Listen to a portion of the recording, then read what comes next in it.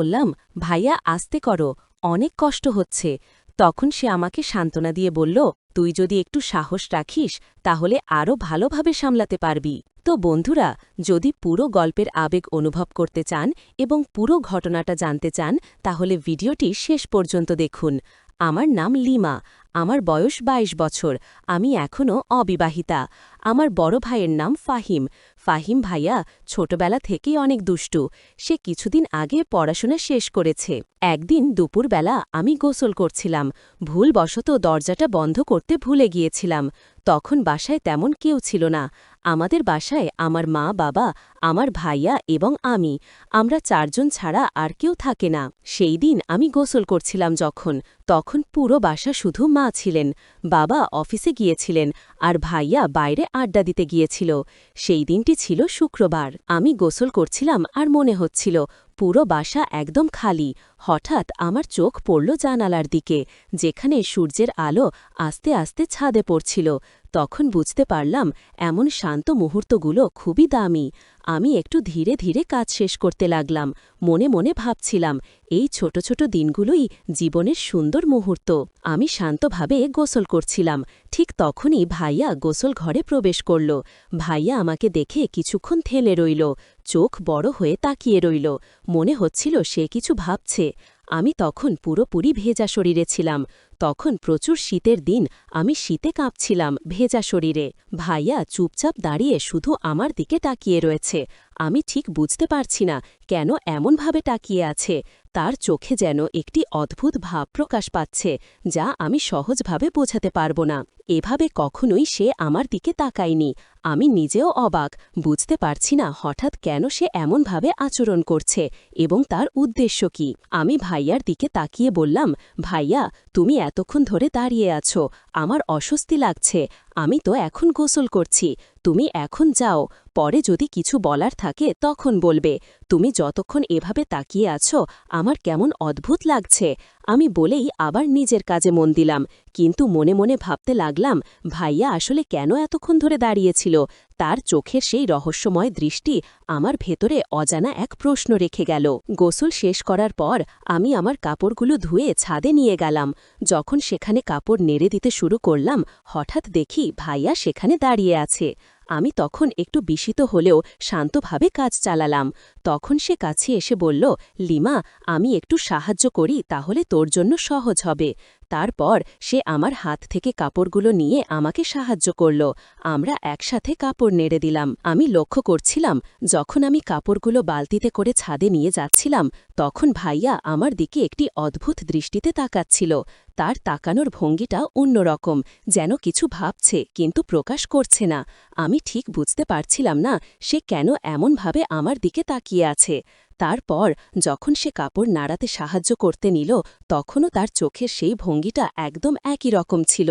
মনে হচ্ছিল সে কেবল দেখছে আর শিখছে, আর সেই ছোট্ট মুহূর্তগুলো আমাদের মধ্যে একটি অনন্য কৌতূহল তৈরি করছিল। রাতের বেলায় যখন আমরা দুজন ঘুমাতে যাচ্ছিলাম তখন ভাইয়া হঠাৎ আমাকে একটি প্রশ্ন করল, লিমা, তুই কি কারো সঙ্গে রিলেশন করিস? তুই কি কখনো কারো সঙ্গে প্রেম করেছিলি? আমি নিজেও অবাক, এতদিন সে কখনো এই ধরনের প্রশ্ন করত না, আর আজ হঠাৎ এমন জিজ্ঞেস করল। দুপুরবেলায় গোসল করার সময় তার অদ্ভুত আচরণ, তারপর কাপড়ও নিয়ে যাওয়ার সময়ও তার মনোযোগ, সব মিলে আমি ভাবছিলাম সে আসলে কি চাইছে। আমি শান্তভাবে এবং সুন্দরভাবে উত্তর দিলাম, না ভাইয়া, আমি কারো সঙ্গে রিলেশন করি না, প্রেমও করি না। এখন আমার এই ধরনের কোনো চিন্তা নেই। বর্তমানে আমি পড়াশোনা নিয়ে খুব ব্যস্ত। তো বন্ধুরা, রাতের বেলায় আমরা দুজন আলাদা পাশে ঘুমানোর জন্য প্রস্তুত হলাম। আমি পাশে মোবাইলে ব্যস্ত ছিলাম আর ভাইয়া পাশেই শুয়ে নীরব ছিল। হঠাৎ আমি লক্ষ্য করলাম খাটে হালকা নড়াচড়া হচ্ছে, শুধু ছোট ছোট শব্দ, যা স্বাভাবিকভাবে শুয়ে থাকার সময় হতে পারে। আমি ভেবেছি হয়তো খাটের ফাঁক বা নরম সিটের কারণে এমন হচ্ছে। আমি আবার মোবাইল টিপতে শুরু করলাম।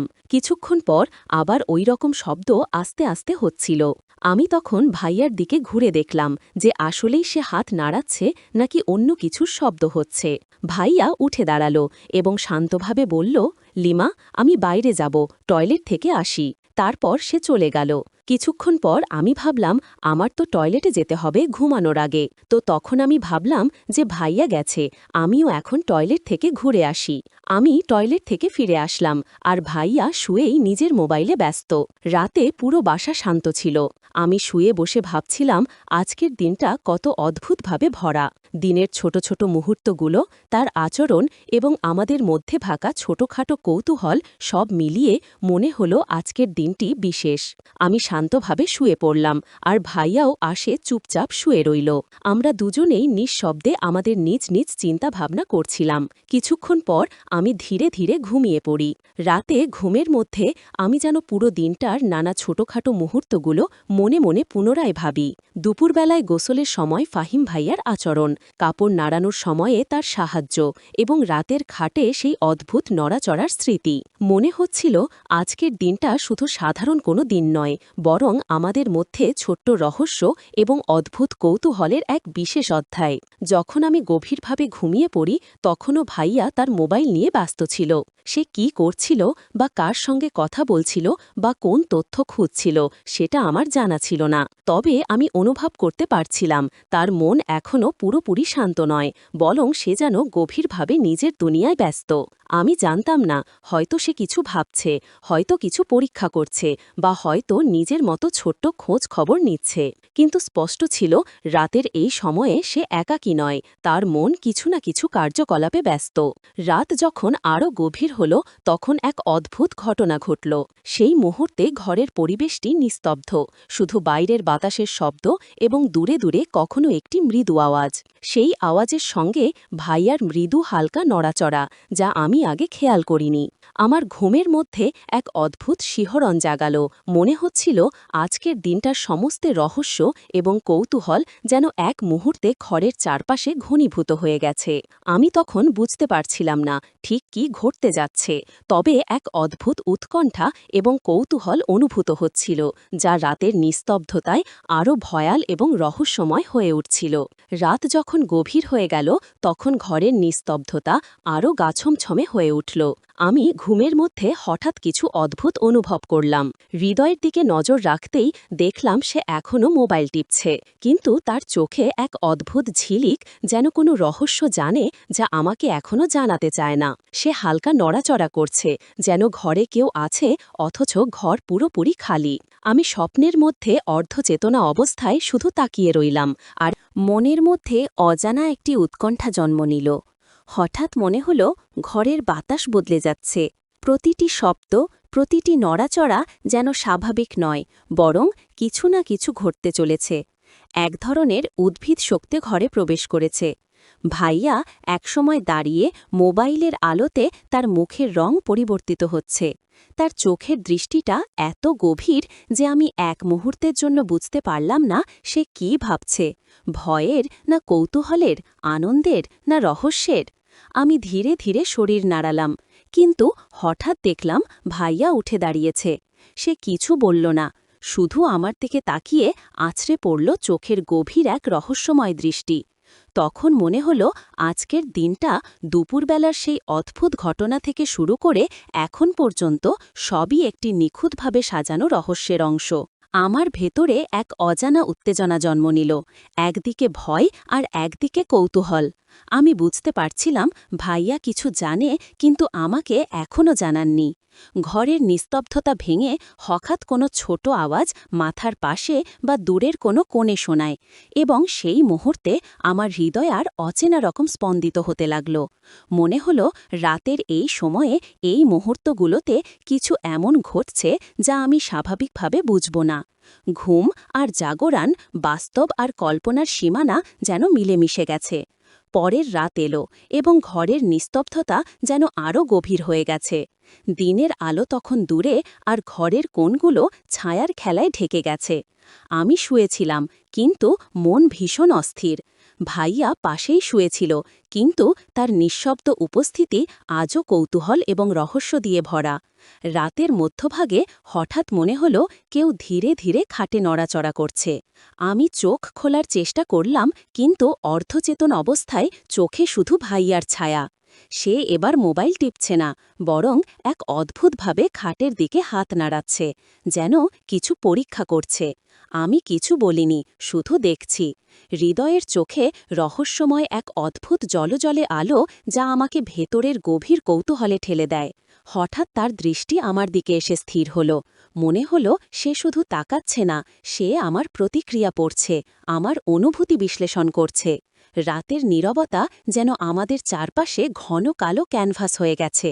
আমি শ্বাস নিলাম, আর ভাইয়ার নিঃশব্দ উপস্থিতি আমার কল্পনাকে আরও উস্কে দিল। কিছুক্ষণ পর সে হঠাৎ উঠে দাঁড়াল, তার হাত অদ্ভুতভাবে নড়াচড়া করছে, আর ঘরের মধ্যে বাতাসে একটি অদ্ভুত শীতলতা ছড়াল। মনে হলো রাতের এই মুহূর্তে কিছু পরিবর্তন ঘটতে চলেছে, কিছু যা দিনের আলোয় কখনো সম্ভব নয়। আমি ভীত এবং আগ্রহী দুটি অনুভূতি একসাথে লড়ছে। হৃদয় হঠাৎ আমার পাশে এসে দাঁড়াল, কিন্তু এতটুকু শব্দও বের করল না, শুধু চোখের দৃষ্টি দিয়ে বলছে, লিমা, তুই এটা দেখিস না।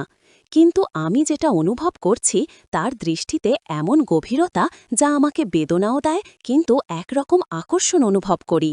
মনে হলো রাতের এই রহস্যময়তা আমাদের দুজনকে এক অদ্ভুত বন্ধনে বাঁধছে, যেখানে কথার দরকার নেই, শুধু চোখের ভাষায় যথেষ্ট। ঘণ্টার পর ঘণ্টা নীরবতার মধ্যে কেটে গেল, কখনো হালকা নড়াচড়া, কখনো অদ্ভুত হাহাকার, আর কখনো মনে হলো ভাইয়া কোনো অদৃশ্য জগৎ খুলে দেখাচ্ছে। আমি বুঝতে পারলাম এই রাত শুধুই ঘুমের নয়, এটি রহস্য, আবেগ এবং কিছু অজানা অনুভূতির পরীক্ষার রাত। শেষে রাত গভীর অন্ধকারে ঢুকে গেল। ভাইয়া নীরবভাবে শুয়ে থাকলেও তার চোখের ঝিলিক এখনও জ্বলছে। আমি ধীরে ধীরে ঘুমের পর্দা আঁকতে শুরু করলাম, কিন্তু মন জানে আজকের রাত আমাদের দুজনের মধ্যে যে রহস্য তৈরি করল, তা কেবল ঘুমের মধ্যে অল্প অংশ প্রকাশ পেল। আরও গভীর কিছু বাকি আছে, কিছু যা পরের দিন, পরের রাত এবং পরবর্তী মুহূর্তে ধীরে ধীরে উদ্ঘাটিত হবে। তো বন্ধুরা, গল্পটি এখানে শেষ নয়। এর পরে আরও অনেক কিছু ঘটেছে, সেটা আপনাদের দ্বিতীয় পর্বে বলবো। যদি আপনারা দ্বিতীয় পর্ব পেতে চান, অবশ্যই এই চ্যানেলটি সাবস্ক্রাইব করে পাশে থাকা অল নোটিফিকেশন অন করে রাখবেন। টাটা।